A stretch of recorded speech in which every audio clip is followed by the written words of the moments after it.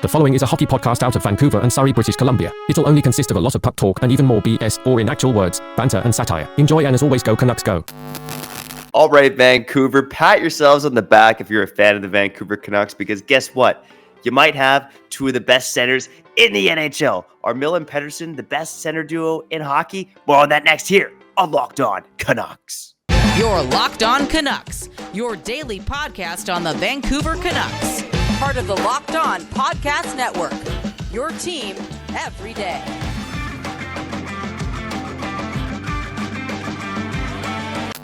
Hey, welcome to another episode of Locked On Canucks. My name is Trevor Beggs, co-host here of Locked On Canucks, and also a Canucks writer over at Daily Hive Vancouver. Before we dive into the show, we got to thank you, yes, you, listening right now, for tuning in to Locked On Canucks. It's your team, no scratch that, your Canucks every day. Make sure you go subscribe or follow for free on YouTube or wherever you listen to podcasts. I also got to let you know that today's episode is brought to you by Game Time. Download the Game Time app, create an account, and use code LOCKEDONNHL for $20 off your first purchase. On today's episode of Locked On Canucks, we got to revisit Miller and Pettersson. Are they the best center duo in the NHL? In a league that includes McDavid and Draisaitl? Yeah, we're bringing that hype train here on a Monday. Let's go! Also, going to, in segment 2, going to continue with the Canucks weekly power rankings, or as we prefer to call it, the GOATs of the week. And then finally, I got someone to ramble about in segment 3 during Beggsy's Ballad. And it's a positive ramble about a Canuck who's received a lot of flack over the years. And now it's time for a bit of love. But before we get into the episode, let me introduce a guy who also deserves a lot of love, who I saw in the flesh twice this weekend, Kyle Bhawan. How are you doing, brother? I can't wait for that last segment of the show. Trevor's going to admit to being a hypocrite. And you know what? That's why I like being a sportsman, or I love being a sportsman. It's the connection with the truth. And at the end of the day, I feel as if a lot of us are hypocrites. And again, at the end of the show, we're gonna prove that we really are. And it's okay because the West Coast bias is true. On the show, my name Kyle Bhawan. That's Trevor Beggs, Locked On Canucks. I did see the homie Beggsy in the flesh twice, and we chilled with a couple buds a couple of times, and we also got Boogie. We danced, bro. We danced, and that's after a loss. Beggsy, before you go in on this love and admiration for two of the best players in the NHL that happen to be on our team, that happen to play the same position, you got to dance, right? You got to dance to this thing called life, right? And you got to be optimistic with the Vancouver Canucks. You got to watch them twice back-to-back. It's different this year, right? It certainly feels different. And I'll tell you this, Kyle. Well, two things, actually. So on Friday against the Blues, that was probably the biggest ass-kicking I've seen live in a long time by the Vancouver Canucks. They absolutely just dismantled the Blues on Friday night. And we said it here on Locked On Canucks, your team every day. That was easily the more winnable game. That certainly was not a bold take, but Canucks out shooting the Blues 19-3 in the first period, up 4-0 before the midway mark of the game. Like, they absolutely just throttled the Blues. And then against the Rangers, I'll tell you this as well. The buzz in that building before the game was like something I had not felt in that arena in a long time. And certainly something I hadn't felt in the, maybe just under 2 years since I've been in the booth on a part-time basis. The buzz in the building was real to start the game. It was much better than the buzz during the Blues game. And I think one reporter tweeted out like there was an empty pocket of missing fans, but it felt like a pretty packed building. It felt like a loud building early on against the Rangers. And, despite the fact there were no goals being scored, there were chances both ways. And one of the ex-Ranger in particular, I think JT Miller was certainly one of the guys who stood out to me. And the Canucks were just the better team on Saturday. They were. And the Rangers are a good team. Like, that's the big thing. I didn't expect that. That's why I'm asking. It's different this year. And you got to watch them twice back-to-back. I feel as if the effort level was good in both games. And for the Canucks before, I feel as if there was a lack of professionalism, a.k.a. showing up in games. And that was, in big part keeping them away from some sort of, whatever the next potential for this team was. And I think this season it is different because the effort level, I feel as if, is guaranteed to be there at least 90% of the time. It's gone up. 100% of the time, that's hard to do. 98% of the time, only the best of the best can do that. But I think, again, game in and game out, the team is going to try. And they're going to be involved and engaged. And that for this version of the Canucks, or just the Canucks in general, that's just a big step. And the fans, okay, the West Coast, the best coast, we know it. We know when the effort's there, and we're going to applaud that. And we're, again, dancing after a loss on Saturday. That's not happening. And maybe we're more comfortable with it because, okay, the effort's going to be there, but Pettersson and Miller are also going to be there too. Talk about these two because, again, I'll bring up the word effort. They tried the hardest on the team, and they happen to be two of the most talented players on the team, playing the most important positions in the forward group. A lot of teams don't have that. Yeah, and I'll say this. I actually feel like it was kind of a quiet week for Pettersson, if there could be such a thing. And that's saying something because he still managed to have 3 assists in 3 games and played 27 minutes against the Rangers on Saturday night. But you just look at these two right now. I mean, Pettersson's got 13 points, tied for 30 in the NHL. Miller's got 12 points. He's tied with a number of other players for, top 10. I think it's about 8th or 9th. But in terms of centers right now, here's the center so far in terms of points. Jack Hughes is in first, 18 points. Dylan Larkin in second with 15. Draisaitl in third with 13 points, but more goals. And you have Pettersson with 13 points, fourth with 13 points, and then Miller at fifth with 12 points. So here's the fact of the matter. The Canucks have 2 of the top 5 centers in the NHL on their team. Shouldn't every team have a number 1 center? It's the Canucks with not only 2 number 1 centers, but 2 of the top 5 centers in the game right now so far this season. And I know it's not all about the points, but if you want to look at, defensive impact as well. Yeah. I mean, though Miller and Pettersson have just been driving things towards the offensive zone recently, like have not spent a lot of time in the defensive zone. And the Rangers game was another great example. Mm-hmm. I mean, the Canucks' top 2 lines, again, one driven by Pettersson, one driven by Miller, spent nearly the entire game in the Rangers zone at 5-on-5. Those lines dominated territorially. Again, we're just seeing something where Miller and Pettersson are just at the absolute tops of the game right now. And it just makes me wonder, where these two rank league-wide. Now, obviously, it's a pretty bold take to say that they're better than McDavid and Draisaitl, but I'm just going to throw this out there right now. Miller, with 12 points in 8 games, has 1.5 points per game. McDavid, with 9 points in 6 games, also has 1.5 points per game. I'm just going to say it, man. I'm just saying. I like it. The West Coast bias, you're still a little hungover, blah, blah, blah. You're happy, Again, West Coast bias, really the truth on the program. But, can the Canucks have 2 guys that are in the top 3, or could they have the second best center duo in hockey? It's going to be hard to do, but I think they're going to be in the conversation, and that's not happening if JT Miller doesn't take the next step in his game. I think we expected this from Pettersson. He's been really good, even on Saturday, man. I know he was quieter, still picked up a point, 27 minutes. I saw him lay the body a couple of times. I feel as if he might have boarded Lindgren in the third period, just crushed him. And then sometime in overtime, I feel as if this guy threw like a little bit of a hip check. Guy's low-key a physical player, a little cheeky when it comes to the physicality too. He's in it to win it. We knew we were going to get that game in and game out from Pettersson, but from JT Miller, again, you were in the press box over the last 2 games. What have people been talking about him when it comes to this new level of performance as a two-way center? Because I didn't think this was possible. Yeah, I'll say this. I think there's a lot of doubt about Miller, 30 years old. Now he's starting this massive contract. I'm not saying he's going to fall off a cliff or anything, but it seemed like JT Miller had almost been forgotten about a bit.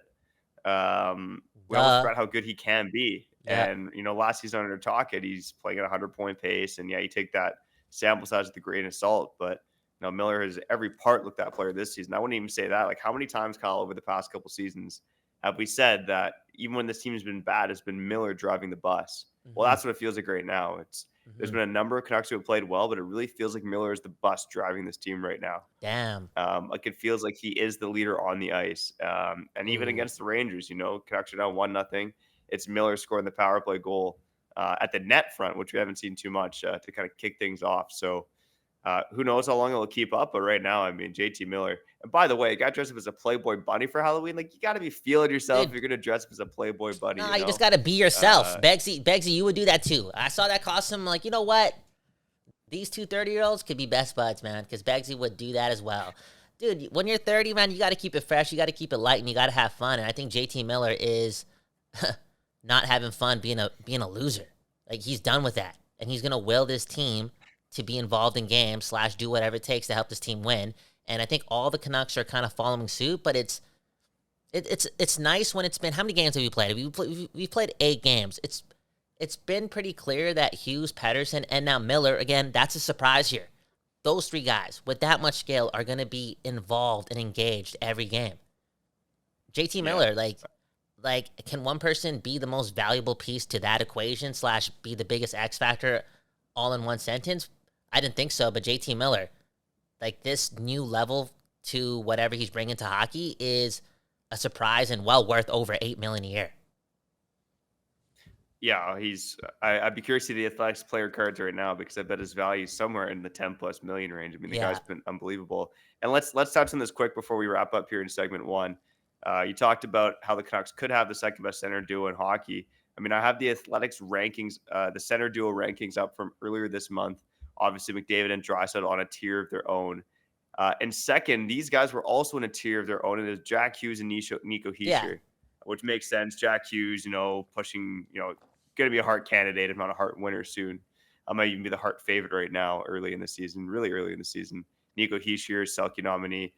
And the next tier is high end. You have Crosby, Malkin, Matthews and Tavares in Toronto, Pettersson and Miller, Thompson and Cousins in Buffalo, Stützle and Norris in Ottawa, McKinnon and Ryan Johansson in Colorado, Barkov and Bennett in Florida, and Jack Eichel and Chandler Stevenson in Vegas. Those are all the centers in kind of tier 2, tier 3. Is there anyone aside from JT Miller and Elias Pettersson that you'd take? What center duo would you prefer right now? JT Miller and Elias Pettersson, or any of the other ones I listed? Yeah, I would take Hischier and Jack Hughes. Like, I think any hockey fan would do that. They're that good. But if like, this wasn't supposed to be the case that these two would be able to get into that conversation of being the number 2 or the number 3 top 2 duo, like in center combinations within a team, because we did not expect this from JT Miller. 85 points, 90 points at most, but being this impactful in all facets of the game is, again, more than a pleasant surprise. And for them to be able to, again, I'm expecting that because they've done it for 8 games now. I feel as if for this team to garner success and get us what we deserve, and that's playoff games, they're going to have to continue this. So if they continue this, they're going to be right below McDavid and Draisaitl, and they're going to be in line with Jack Hughes and Nico Hischier. We're talking about a Hart guy, a Selke guy. I mean, we might be talking about 2 Selke guys in Vancouver. Yeah, I'm going to say this right now. And for this season, again, based on age, I'm taking Hughes and Hischier because, both are centers in their prime. Miller, again, doesn't have age on his side. Come on, Beggsy, you're 30, man. For this season, no. Hear me out. For this season, I'd be taking Elias Pettersson and JT Miller over Jack Hughes and Nico Hischier.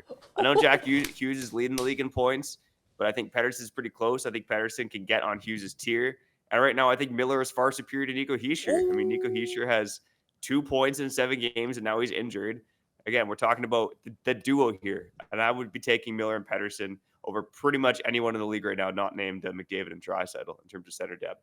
Let us know in the comments where you think Miller and Pettersson rank among the league's best centers. And then on the other side, we're going to talk about some more Canucks in our weekly power rankings, a.k.a. the Canucks GOATs of the week. Before I do that, I got to let you know that, sometimes I get stressed out buying tickets at the last minute. But you know what? That was back in the day. I have not been stressed out buying tickets at the last minute for quite some time because I have found that the best place for killer deals at the last minute is Game Time. Game Time, they got my back. I get these emails from Nicole at Game Time, and she's always teasing me with concerts and events this week in my area. Not only are those weekly emails a tease, but Game Time also offers me flash deals on last-minute tickets. You can get exclusive flash deals on tickets for football, basketball, baseball, hockey, concerts, comedy, theater, and more. Now I have no choice but to get out my rear end and go check out a local show on a Friday night. So make sure you snag the tickets without the stress with Game Time. Download the Game Time app, create an account, and use code LOCKEDONNHL for $20 off your first purchase. Terms apply. Again, create an account and redeem code LOCKEDONNHL for $20 off. Download Game Time today. Last minute tickets, lowest price, guaranteed.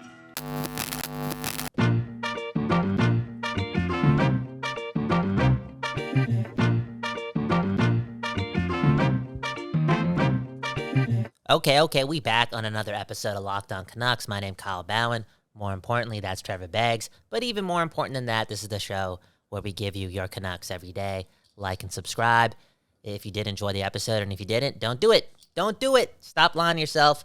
Let's save the world one less lie at a time. Beggsy, man. Again, saw you earlier. Well, not earlier, but during the weekend, and we danced. Now we saw JT Miller at the age of 30 dressing up like a Playboy bunny. Dude, we still feeling young, baby. We still doing it. We're blessed, man. You got to be grateful every day that we're tapping into still feeling like we're 21 sometimes, for real. You make it easier, I'm not going to lie. Thanks, buddy. I feel like I'm 15 sometimes, then I forget that I'm a 30-year-old man with adult responsibilities, but I do feel like a kid on the inside a lot of the time. Especially when I watch these Canucks, man. These Canucks make me feel like I'm 10 years old, out on the street again, holding my sign saying honk for Canucks. Let's go. No, that's how you feel, though, right? Like, that's not even your 100%. podcaster face. I feel that energy from you. It's like, oh, again, based on not the results, the engagement, like how they're competing. It's like, yo, this is step one, and I'm looking forward to watching every single Vancouver Canuck game this year. It's one step at a time, but that's a huge step. Not only for myself, but I feel as if a lot of people are on that boat. Like, people showed up to watch games, but now I feel as if more of the fan base during the next couple of weeks, we're gonna practice, getting home early, not making any other plans. You know what I'm saying? Girl wants to hang out? No way. We ain't hanging out. The Canuck game is on. Oh, I'll watch the game with you. No. You're not watching the game with me. You're not asking me questions. I got a game to watch. Anyways, Beggsy, you've been watching all the games, the last two in the building, the GOATs of the week, brought to you by you. I'm interested in this because this list could be all over the place.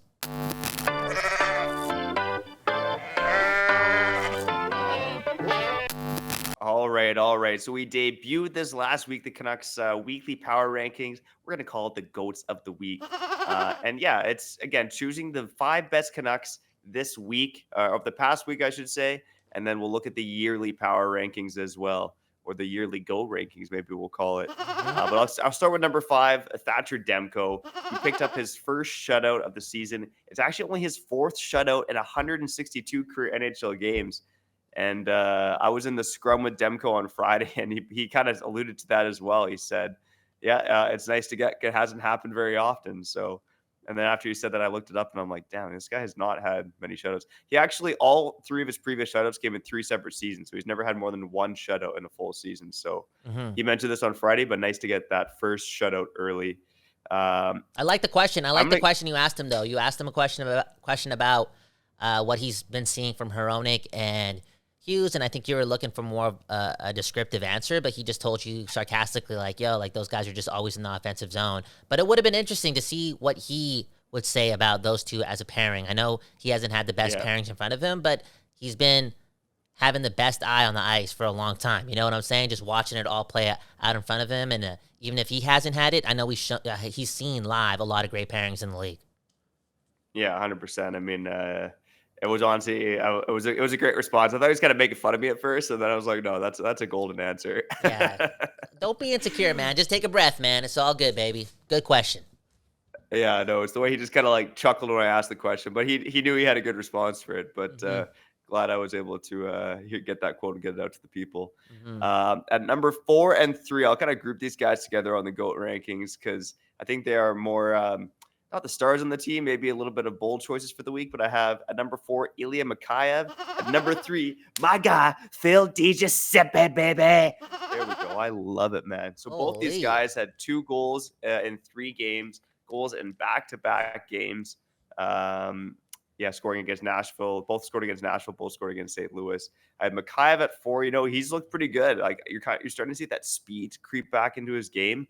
He had a couple bursts where you kind of go like, man, this guy kind of looks like the guy we thought we were getting when we signed him, which is a really, really good sign. Because I think, last year we didn't quite see full Ilya Mikheyev, but this season, man, oh man, this guy looks like he's ready to play some hockey. I feel Giuseppe. I mean, I feel like I'm going to be pumping this guy's tires all season, but, has the breakaway goal against St. Louis on Friday. Had a goal against Nashville to kind of break things open in the second period on Tuesday. And just, again, we're looking at rock solid in that line with Miller, Besser, just working his ass off. And that line, again, has been dominating this week so far. So, Kyle, any thoughts about Mikheyev and DiGiuseppe at number 3 and 4 of the power rankings? I like it, man. I like it. I think morality-wise, it was really nice to see Mikheyev kind of slot into that top line and look comfortable and do the most with his minutes and opportunity. it was more, again, I'll use the saying, more than a pleasant surprise. When the team is just vibing, everything is more than a pleasant surprise. We just taking the hits. The dopamine hits are just beautiful, okay? Everything's feeling good. And Mikheyev just I feel as if he's bringing the glue to that top line. Well, the other top line with Pettersson, Kuzmenko. He's the piece that they need in order to make everything work. He knows what to do, and it's good to have him back earlier than I thought. And then PDG, man, come on. He's one of our guys because he's proof, like we say it all the time. And I say it all the time because I need to remind the people that you need to never give up. You need to never give up. You need to adapt and just work your ass off. And he's a big part of that line. The more and more he does it, and I know he took the penalty on Saturday and, whatever, things happen. It's a tough game out there, whatever, right? That being said, he's brought it every game. And after kind of stepping back, he's such a big, I feel as if he's more important to that line than Brock Besser. That's a good point because you could probably put another offensive guy. Yeah, like I said, PDG is one of the hardest working guys in the team. We also talked about it last week. He actually had clocked the fastest speed among any Canuck to play a game up until Friday's game against St. Louis. So he's skating fast, he's skating hard, he's winning his board battles, and now he's chipping in with some offense. It's we're going to have to talk more about this guy because he's going to be, if he keeps playing like this, he might be one of the best, if not the best bargain in the NHL. Again, making a league minimum this season, only $775,000, which, I'd be okay with that salary myself, but that's all right, man. Kyle, will work towards that. One day, man. Number 2 on the rankings, Filip Hronek. Nice. 4 assists in 3 games, continuing to dominate out there. I will say I think there's a play Saturday and a play Friday where he made a risky pass that didn't end up costing the team in terms of a goal. So you're starting to see a bit of a chance taking in his game. But again, I think I like that to an extent as well because easy to say when he doesn't get burned, but he's making a lot of plays where he skates back defensively as well. Makes a good breakup. Really going to walk in line. The guy honestly seems like he's in fantastic shape. I think Talkett made a comment about Hughes and Hronek's lung capacity. I'm sure it's better than my lung capacity. That's for sure. For sure, man. We've been hanging out with the buddies for too long, man. Straight up. The buddies have had an influence. But Hronek makes his debut on the power rankings, and I'll end it off at number 1, JT Miller, the guy who we kicked the episode off talking about. Again, I do think he's really the straw stirring the drink, the bus driving the team right now, whatever cliche you want to use. He had another fantastic week there for the Canucks. So he is my my GOAT of the week. I love it. And I will say there was no Pettersson and no Hughes on this top 5 list. Dude, come on, baby. Yo, baby, man. I love it. Every week, man. They can't make it every week, but that's a good sign, right? I love it. Kyle, you want other guys stepping up. So let me look. I'll list off the yearly rankings now. Miller at number 1, Demko at number 2, Hughes and Hronek tied for 3rd, Pettersson, DiGiuseppe tied at 5th, Mikheyev at 7th, and Besser at 8th. Those are your Canucks yearly power rankings so far. Bro, I had to play the music earlier. I cut you off with it because I was stoked, man. That's how we feeling, okay? We've played 8 hockey games. We've only won 5. That means we've lost 3. But we're talking like this, okay? We're talking like we're stacked. We're stacked, yo. I love it, man. Why not be delusional when it comes to the West Coast, the best coast of Canada for the 3rd time, man? I'm saying it a lot early on. I think it's maybe because of those 1,000 subs, right? Just got to let the people who we are. It's the West Coast bias is true on this program. Me and Beggsy from Surrey. We still in Surrey. We're going to, we're going to change the narrative in Surrey. It's just the truth. We care about this place. And if we're going to be delusional and say only the greatest things on occasion, they might as well be towards not our lives, not our goals, not our families, but your Vancouver Canucks. 100%. I'm recording live out of Surrey right now. And on the other side, I got to shout out someone else who I never thought I'd be shouting out. So stay tuned for that on the other side here on Locked On Canucks. Before I do that, I got to let you know it's time to score early this NFL season with FanDuel, America's #1 sportsbook. Right now, new customers can get $150 in bonus bets with any winning $5 money line bet. This guy said bonus deaths. Y'all can get some bonus deaths. It is Halloween. It's Halloween. Season, It's Halloween. It's all good. That's $100. I like that's it. $150 if your team wins. If you've been thinking about joining FanDuel, there's no better time to get in on the action. Kyle, did you put any money down on your Packers? Dude, shut up. Come on, man. Come on, man. Come on, bro. I'm trying to buy my girlfriend something for Christmas, okay? Times are tough out here. I'm not just throwing my money out there. That being said, man, I did. Well, you know what? No, go ahead. I'm gonna say something stupid. I was gonna say, you know what? You could have made some of that money back by betting against the Packers, and that might not be a bad strategy. I'm for you loyal, moving dude. forward Come as on, they kind of man. tumble down the NFL standings. That's disrespectful. Like I said, you gotta buy your girlfriend. You gotta buy your girlfriend a birthday present, man. You gotta make some money somehow, right?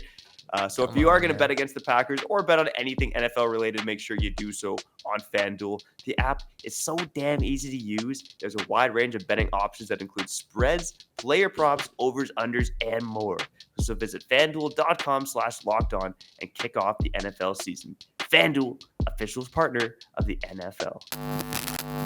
People, before we get back to the show, baby, I gotta tell you that new episodes of Locked On Canucks will be available wherever you stream podcasts and on YouTube at 4:20 p.m. for no reason at all, okay? New episodes every day at 4:20 p.m. Again, wherever you stream podcasts and on YouTube. Let's get back to the show.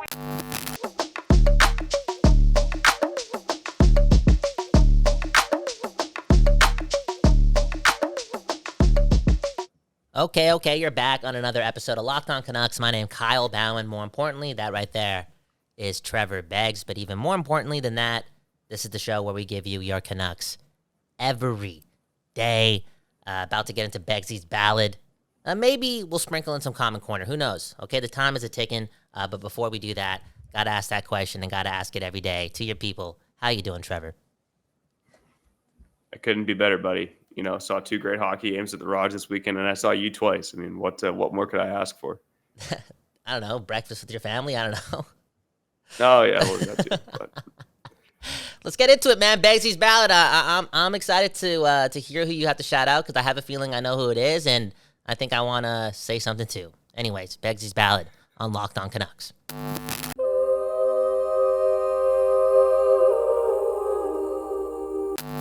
Well, this guy in Vancouver, he has been chastised for a long time, and rightfully so. That 5-year, $30 million deal was flawed from the get-go. And you know what? It was a bad week for Tyler Myers at the start, but it turned around, baby. The week started playing just a shade over 13 minutes in Nashville, -2 on the night. Oh, man, to get this guy to the lineup. And then things all change. He gets on the score sheet at St. Louis with an assist, plays 17 minutes, and then on Saturday, I saw one of the most bizarre things I've ever seen in my life. I will never forget where I was at this moment. But Tyler Myers going in on a 2-on-1, shorthanded, keeping and roofing it over Igor Shesterkin. I couldn't believe what I was seeing. Same with everybody in press row. Guess what, baby? The chaos draft is no more, man. Long neck Myers, he's back, baby. He's back, and he's playing some damn good hockey. Let's go, Tyler Myers. You know, Okay. It's maybe he. I can see the Brandon Sutter thing happen here as well. You know, as soon as the contract expires, everyone's like, you know what? I don't buy this guy a $1 million deal. But anyways, I gotta give Tyler some love, Myers some love here on Beggsy's Ballad. But Kyle, I'll throw that to you. How do you feel about Tyler Myers coming back next season on a 1-year deal? Okay, relax, man. You just gotta chill out right now, man. And we gotta chill out with this whole, maybe we gotta play him more, dude. 13 minutes. That's enough, man. 14 minutes, that's enough. I know he had more than that on Saturday. Big game. The game was close. Blah, blah, blah. A lot of penalty kill time, too. That was part of it. Exactly. I think Tocchet knows. You got to keep the minutes in hand. This all being said, what's that saying? I think that saying was invented in 1846. Shove it up the rear end, right? We've been using that one a lot. I don't know why, but he definitely shoved it up my rear end. Long style. He shoved it up pretty much 95% of Canucks Nation with that goal, man. So if everyone's got no, he should have took off his glove on Monday morning. He should have taken off his glove and stuck the middle finger at the camera. No, it would have been so cool. It would have been honestly, so cool. man. I thought the Canucks were winning that game when that goal was scored. I was like, are you kidding me, man? Tyler Myers scoring a shorthanded goal. Like the Canucks are going to win this. Like there's no way they can't win. And they found a way. And if that happened, bro. Great game by Tyler Myers. See, that's the thing. If that actually happened, I would have put money on the Canucks making the playoffs. Like, I would actually put the Christmas money saved up to put. No, honestly speaking, because that would have been a huge moral boost. Like, you know those videos of the team after the game? Bro, there would have been, like, I'm pretty sure Tocchet would have started crying. Or somebody, Yeah. Somebody would have started crying. JT Miller. Emotional speech. Yeah, JT Miller said post-game. Like, he was jumping up and down on the bench when Myers scored that goal.